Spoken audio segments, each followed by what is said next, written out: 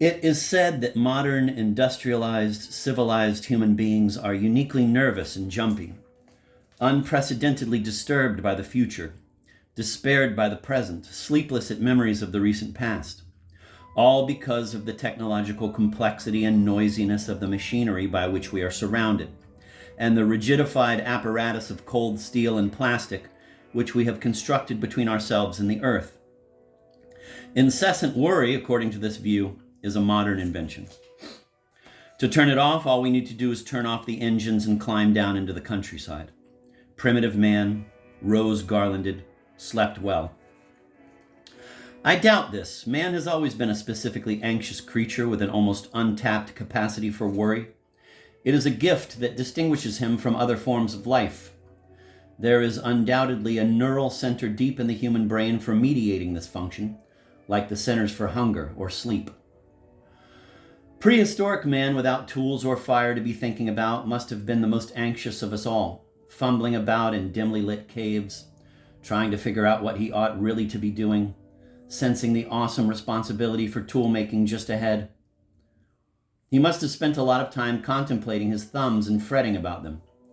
I can imagine him staring at his hands, opposing thumb tips to each fingertip in amazement, thinking, by God, that's something to set us apart from the animals.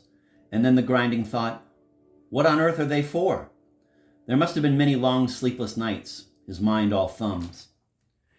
It would not surprise me to learn that there were ancient pre-fire committees convened to argue that thumbs might be taking us too far, that we'd have been better off with simply another finger of the usual sort. Worrying is the most natural and spontaneous of all human functions. It is time to acknowledge this, perhaps even to learn to do it better. Man is the worrying animal. It is a trait needing further development, awaiting perfection. Most of us tend to neglect the activity, living precariously out on the thin edge of anxiety, but never plunging in.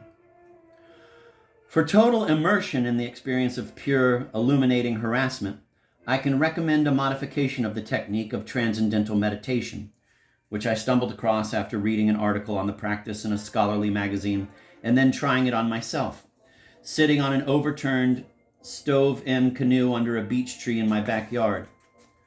Following closely the instructions, I relaxed, eyes closed, breathing regularly, repeating a recommended mantra, in this instance the word Om, over and over. The conditions were suitable for withdrawal and detachment. My consciousness, which normally spends its time clutching for any possible handhold, was prepared to cut adrift. Then, suddenly, the telephone began to ring inside the house, rang several times between breathed ohms and stopped. In the instant, I discovered transcendental worry.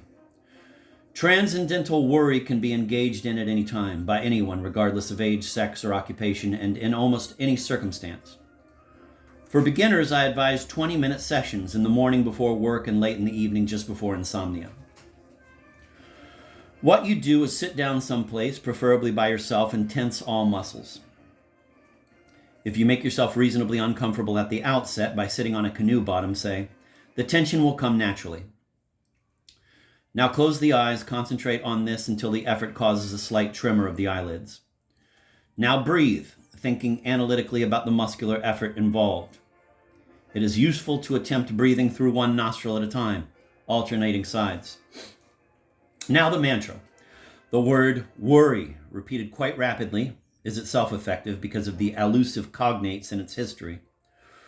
Thus, intruding into the recitation of the mantra comes the recollection that it derives from the Indo-European root wur, meaning to turn or bend in the sense of evading, which became wurgon in Old English, meaning to kill by strangling, with close relatives weird, writhe, wriggle, wrestle, and wrong.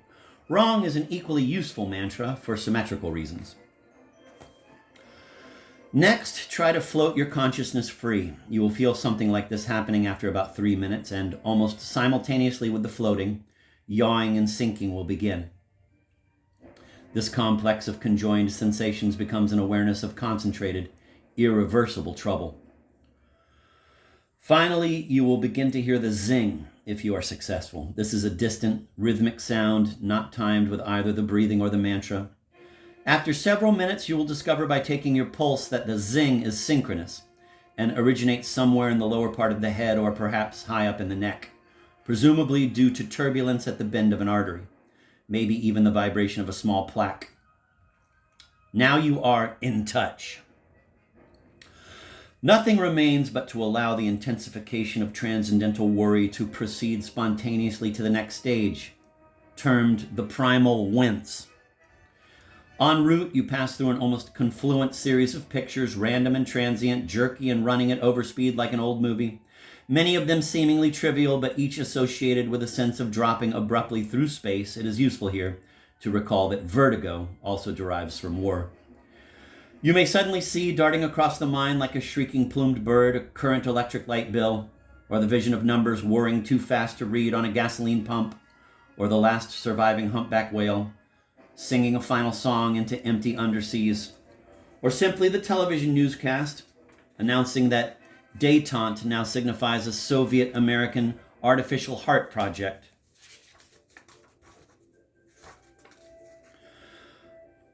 Or late bulletins from science concerning the pulsing showers of neutrino particles aimed personally by collapsing stars, which cannot be escaped from even at the bottom of salt mines in South Dakota.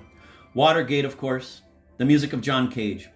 The ascending slopes of chalked curves on academic blackboards, interchangeably predicting the future population of pet dogs in America, rats in Harlem, nuclear explosions overhead and down in salt mines, suicides in Norway, crop failures in India, the number of people at large. The thought of moon gravity as a cause of baldness, the unpreventability of continental drift, the electronic guitar, the slipping away of things, the feel of rugs sliding out from under everywhere. These images become confluent and then amorphous, melting together into a solid, gelatinous thought of skewness. When this happens, you will be entering the last stage, which is pure worry about pure worry. This is the essence of the wisdom of the West, and I shall call it Transcendental Metaworry, TMW. Now, as to the usefulness of TMW, first of all, it tends to fill the mind completely at times when it would otherwise be empty. Instead of worrying at random, continually and subliminally, wondering always what it is that you've forgotten and ought to be worrying about, you get the full experience, all in a rush, on a schedule which you arrange for yourself. Secondly, it makes the times of the day when there is really nothing to worry about intensely pleasurable because of the contrast. Thirdly, I have forgotten the third advantage, which is itself one less thing to worry about. There are, of course, certain disadvantages which must be faced up to. TMW is admittedly a surrogate experience, a substitute for the real thing, and in this sense there is always the danger of overdoing it. Another obvious danger is the likely entry of technology into the field. I have no doubt that there will soon be advertisements in the back pages of small literary magazines, offering for sale, money back if dissatisfied or satisfied, electronic devices encased in black plastic boxes with dials, cathode screens, earphones with simulated sonic booms, and terminals to be affixed at various areas of the scalp so that brain waves associated with pure TMW can be identified and volitionally selected. These will be marketed under attractive trade names like the angst amplifier or the artificial heart sink. The thought of such things is something else to worry about, but perhaps not much worse than the average car radio.